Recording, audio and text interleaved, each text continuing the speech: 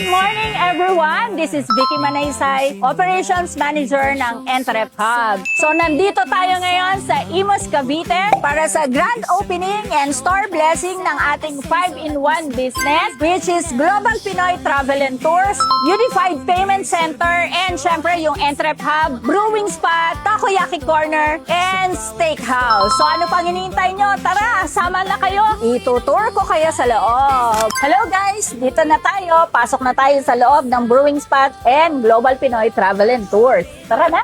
Ayan, so eto po yung bar station natin. So I have with me si Angel, ang ating training opening team manager. So siya ang tumutulong mag-set up sa bar at mag-train sa ating mga baristas to prepare all the refreshing drinks ng Brewing Spot. Nandito tayo sa Global Pinoy Travel and Tours. Dito nangyayari lahat ng transactions ng 5-in-1. So meron tayong airline booking, reservations, and tour packages. So while waiting, pwede muna kayong magkape sa Brewing Spot or vice versa. Habang pagkatapos yung magkape, pwede na kayo magpabook ng ticket. So, nandito tayo. Congratulations muna kay Ma'am Isa at saka kay Ma'am Net for this 5-in-1 business. So, Ma'am Isa, bakit niyo po ba napili na magkaroon ng ganitong 5-in-1 business? Actually, napaka-convenient and yung lahat na nandun na lahat. Kumbaga, sa halagang ganong halaga, may 5 business ka na in one. At yung mga gusto kong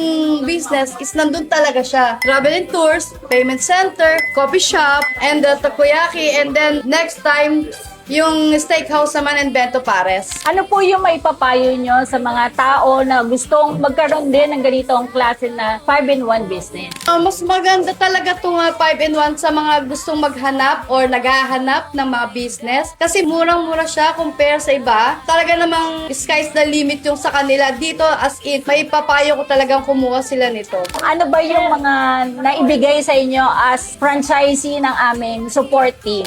Actually, sa team ko, as in, all in.